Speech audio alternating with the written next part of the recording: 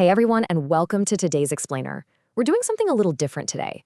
We're stepping right into the shoes of an oncology nurse to look at a major and deeply personal paradigm shift. We're going to explore the journey from seeing clinical resilience as just, sheer endurance, to embracing something way more sustainable, emotionally intelligent leadership. So if you've ever felt the crushing weight of burnout, or honestly just thought that being strong meant suffering in silence, stick around. This one is absolutely for you. Let me ask you something right out of the gate. Does resilience mean pushing through, or does it mean knowing exactly when to pause and adapt? Well, for a long time during this nursing journey, especially when juggling the literal life and death stakes of oncology with the intense demands of grad school to become a family nurse practitioner, the answer felt totally obvious. Resilience meant you just kept going, period. You woke up, threw on your scrubs, studied until 2 in the morning, and never, ever let the exhaustion show. But as we're going to see, that definition is actually dangerously incomplete. So let's rewind a bit to that past mindset. In the early days of a high-stress clinical career, true strength was basically just equated with stoicism. As an oncology nurse, you're constantly standing at the bedside of families facing unimaginable grief. You're navigating incredibly aggressive diseases and guiding people through excruciating end-of-life decisions. And the unspoken rule? To be a good nurse, you had to be a rock. You were supposed to just absorb all that grief and keep working nonstop.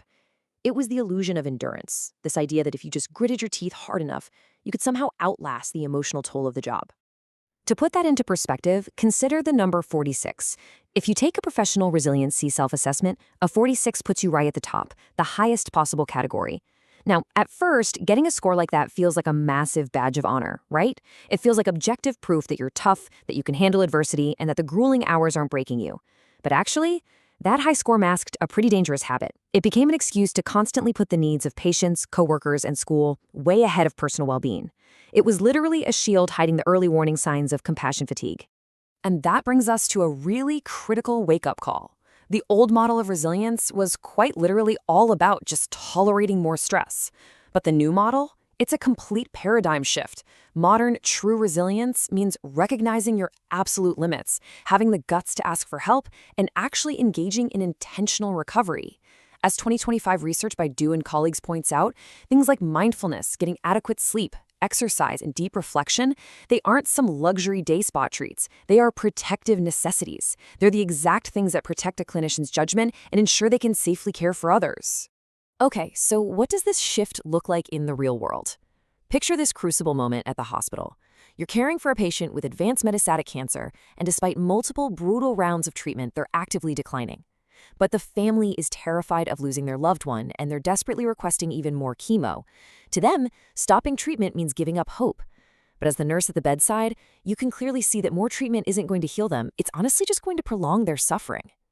In that agonizing moment at the bedside, you are hit with a massive wave of moral distress. It's that heavy, terrible tension where you know what might be clinically best, but you're completely caught between a family's desperation, medical protocols, and your own ethical compass. And research by Eche and colleagues in 2023 shows this kind of moral distress is incredibly common in oncology. If you try to just endure it using that old, greedy mindset, it inevitably leads to emotional exhaustion and profound compassion fatigue. There's just no way around it.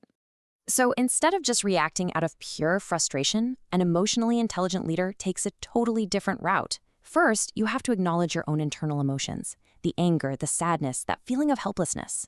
Second, you take a purposeful pause to regulate your nervous system so you don't accidentally snap at a grieving family member. Third, once you're grounded, you gather your objective evidence using structured tools like SBAR, situation, background, assessment, recommendation, so you can respectfully raise your concerns. And finally, you advocate. You sit down, truly listen to the family's fears without judgment, and guide them toward a patient-centered discussion. Now let's look at how this builds toward the future, because the lessons learned at the bedside of an oncology unit don't just stay there. They become the actual foundational building blocks for advanced practice. As you step into the role of a family nurse practitioner, the stakes change and your autonomy increases, which means the need for emotional intelligence becomes even more critical. Navigating the clinical uncertainty of primary care requires way more than just diagnostic skills. It requires a highly advanced level of human connection. It really is a profound evolution, right? It starts in the past, with the oncology RN running entirely on endurance. Then it moves to the present, with the FNP student waking up to the reality that endurance simply isn't enough. And finally, it leads to the future, the FNP leader who is armed with emotional intelligence. The data absolutely backs this up. A 2024 systematic review by Chaudhry and colleagues shows that layering emotional intelligence into healthcare leadership directly improves communication, supercharges teamwork, and creates way more positive work environments. It's the framework that guides how an FNP admits when evidence is incomplete and how they integrate a patient's culture into shared decision-making. But hey, emotional intelligence isn't just about the patients. It's about how we treat our colleagues, too. These principles will radically shape future mentorship. Think about brand new nurses entering the field today. They are often battling severe anxiety, massive imposter syndrome, and a terrifying fear of making a mistake. An emotionally intelligent leader prioritizes psychological safety. Following guidelines from Hardy and colleagues, that means creating an environment where learners can ask quote-unquote stupid questions without any fear of being shamed. It means providing timely feedback, adapting to their specific needs, and, honestly, this is huge, normalizing the act of just saying, I don't know.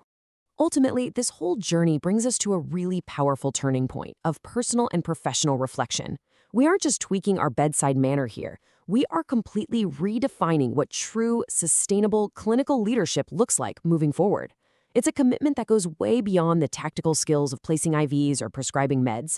It's a vow to change the culture of healthcare from the inside out, starting entirely with oneself. If you take away just one thing from this entire journey, let it be this simple but profound truth. Strong leadership is not demonstrated by suppressing emotion or carrying every burden alone. As a future family nurse practitioner, yes, leadership will absolutely be measured by clinical accuracy and medical knowledge. But just as importantly, it's going to be measured by the ability to remain emotionally grounded. It will be measured by a strict commitment to protect your own well-being, so that when patients, families, and colleagues look to you for guidance, they are met by a leader who makes them feel heard, respected, and deeply supported. So I want to leave you with a final question to chew on today. Whether you're in healthcare, education, business, or honestly just managing your own busy life, ask yourself, will you measure your leadership by the sheer weight of the burdens you carry or by your ability to remain emotionally grounded? Because it is past time we stop glorifying burnout and start championing emotional intelligence. Thank you so much for joining me on this explainer journey today. I really hope this deep dive has inspired you to reflect a bit on your own definitions of resilience and leadership. Until next time, remember to pause, reflect, and protect your well-being. Take care, everyone.